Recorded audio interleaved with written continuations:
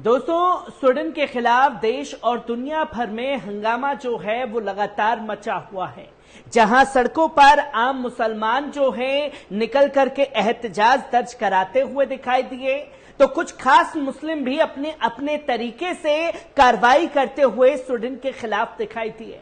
जहां तमाम मुस्लिम देशों ने एक साथ स्वीडन के इस हरकत को अभिव्यक्ति की आजादी नहीं, इस्लामोफोबिया करार दिया। और इसी को लेकर के कुवैत में बीते 3 दिन से स्वीडन की इस हरकत को लेकर के लगातार कार्रवाई चल रही है। जहां पहले कुवैत के पार्लियामेंट में यह फैसला लिया गया कि वो इस घटना को लेकर के उसके तमाम प्रोडक्ट्स को बैन करेगी, अपने देश में उनके दूतावास को बंद करेगी और उनके देश में जो हमारे दूतावास चल रहे हैं उसे भी बंद किया जाएगा। जहां पहला फैसला यह लिया गया और दूसरा फैसला लिया गया कि जिस जगह पर कुरान शरीफ जलाई गई है उसी जगह पर स्वीडिश भाषा में 1 लाख कुरान जो है बांटने का काम कुवैत के द्वारा किया जाएगा। और आज स्वीडन के इस हरकत के खिलाफ कुवैती पार्लियामेंट में बिल भी पारित कर दिया गया, जो कि साफ तौर पर यह कहा गया कि इस मामले को क्रिमिनल कोर्ट में, इंटरनेशनल क्रिमिनल कोर्ट में लेकर के जाएगा कुवैत। जहां की कुवैत की पार्लियामेंट ने यह बड़ा फैसला लिया है। लगातार 3 दिन से कुवैत की यह कार्रवाई जारी है, तो वहीं यूएन में भी बड़ी कार्रवाई खासतौर पर स्वीडन के ऊपर हुई, जहां उसके खिलाफ बिल पास हुआ। पर उसमें जो देश शामिल थे उन देशों ने तो कार्रवाई की ही की, और जो देश उसमें शामिल नहीं थे जैसे कि कुवैत, तो उन्होंने अपने पार्लियामेंट के जरिए स्वीडन के ऊपर बड़ी कार्रवाई कर दी है और पहला मुस्लिम देश बन गया है जो लगातार इस केस को लेकर के काफी गंभीरता दिखा रहा है। और किस तरीके से यह कार्रवाई कुवैत के पार्लियामेंट में की गई है, एक बार इस रिपोर्ट पर भी नजर डाल लेते हैं। दोस्तों, कुवैत समाचार एजेंसी के अनुसार कुवैती नेशनल असेंबली ने इस्लामिक देशों से कुरान के किसी भी उल्लंघन को अपराध मानने के लिए कानूनी कदम उठाने का ऐलान कर दिया है। स्वीडन में हाल की घटना जिसमें कथित तौर पर कुरान जला दी गई और उसके परिणाम पर चर्चा के लिए संसद ने मंगलवार को 3 घंटे की बैठक बुलाई हुई थी। बैठक के बाद जारी की गई सिफारिशों में यह साफ तौर पर फैसला लिया गया कि अंतर्राष्ट्रीय न्यायालय में कुरान का उल्लंघन करने वालों के खिलाफ मुकदमा दर्ज कराया जाएगा और अंतर्राष्ट्रीय मंचों पर वकालत करने का प्रस्ताव भी दिया गया है। इसके अलावा संसद ने ऐसे उल्लंघनों का समर्थन करने वाले देशों के खिलाफ भी अधिकतम राजनयिक निवारक उपायों का सुझाव दिया है। कुवैत ने सूचना मंत्रालय से इस्लाम के प्रति अपमान का प्रचार करने वाली वेबसाइटों का मुकाबला करने का आग्रह किया है, जबकि वाणिज्य और उद्योग मंत्रालय से मूल इस्लामी सिद्धांतों का उल्लंघन करने वाले देशों के साथ व्यापार रोकने के लिए भी ऐलान कर दिया है। स्वीडन में कुरान जलाने की घटना के जवाब में कुवैती विदेश मंत्री शेख सलेम अब्दुल्ला अल जबर अल सबा ने कहा कि सभी आवश्यक कार्रवाई की गई थी। उन्होंने सकारात्मक प्रतिक्रिया के रूप में स्वीडन में स्वीडिश भाषा में कुरान की 1 लाख प्रतियां मुद्रित करने और वितरित करने के लिए प्रधानमंत्री शेख अहमद नवाफ अल अहमद अल सबा की पहल की सराहना की।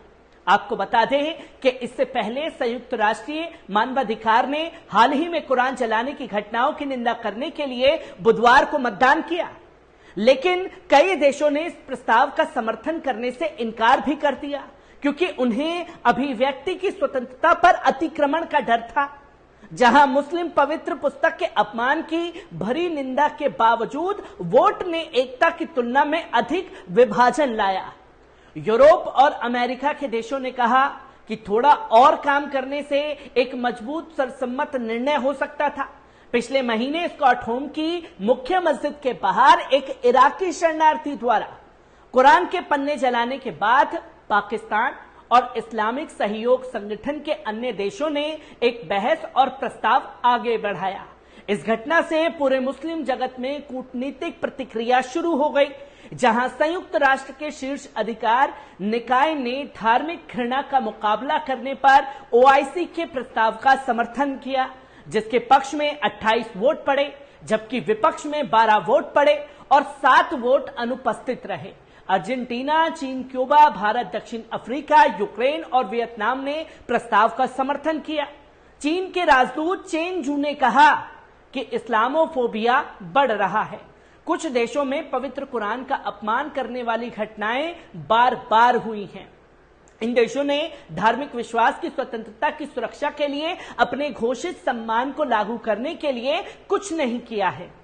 प्रस्ताव का समर्थन करने के बावजूद अर्जेंटीना के राजदूत फेडरिक ने स्वीकार किया कि हम अधिक सर्वसम्मति और स्पष्टता के साथ एक पाठ पर पहुंचना पसंद करते हैं, जहां ब्रिटेन, संयुक्त राज्य अमेरिका, फ्रांस और जर्मनी सहित यूरोपीय संघ के देशों, साथ ही कोस्टा रिका और मोंटेनेग्रो ने प्रस्ताव के खिलाफ मतदान किया।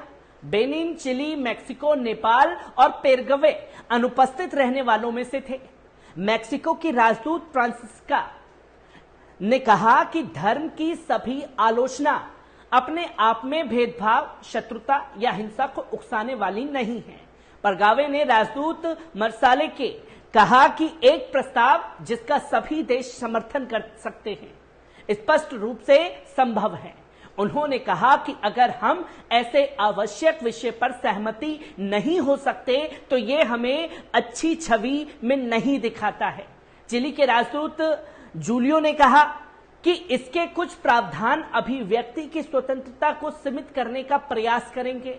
चिली को खेद है कि वार्ता के दौरान दिए गए रचनात्मक सुझावों को पाठ में उचित रूप से प्रतिबंधित नहीं किया गया। वोट तालियों की गड़गड़ाहट के साथ पारित होने के बावजूद कक्ष में कुछ हर्षित स्वर बज रहे थे। अमेरिकी राजदूत मिशेल टेलर ने कहा कि अधिक समय और चर्चा के साथ आम सहमति पर पहुंचा जा सकता था। उन्होंने कहा कि दुर्भाग्य से हमारी चिंताओं को गंभीरता से नहीं लिया गया। मैं वास्तव में इस बात से दुखी हूं कि यह परिषद आज सर्वसम्मति से उस बात की निंदा करने में असमर्थ रही जिस पर हम सभी सहमत हैं। ये मुस्लिम विरोधी नफरत के निंदनीय कृत्य हैं, जबकि अभिव्यक्ति की स्वतंत्रता का सम्मान भी करते हैं। और ओआईसी की ओर से बोलते हुए पाकिस्तान के राजदूत खलील हाशमी की ओर से जीत की कोई भावना नहीं थी। हाशमी ने जोर देकर कहा कि इस प्रस्ताव का उद्देश्य अभिव्यक्ति की स्वतंत्रता को खत्म करना बिल्कुल नहीं है, बल्कि इसका उद्देश्य विवेकपूर्ण संतुलन बनाना है। उन्होंने कहा कि अफसोस की बात है कि कुछ राज्यों ने धार्मिक घृणा के संकट को रोकने और उसका मुकाबला करने की अपनी जिम्मेदारी से पीछे हटने का फैसला किया है। दुनिया भर में आस्था रखने वाले अरबों लोगों को एक संदेश भेजा गया है कि धार्मिक घृणा को रोकने की उनकी प्रतिबद्धता केवल दिखावा है। कमरे में कुछ लोगों का विरोध पवित्र कुरान के सार्वजनिक अपमान की निंदा करने की उनकी अनिच्छा से उत्पन्न हुआ है। उनमें राजनीतिक, कानूनी और नैतिक साहस की कमी है।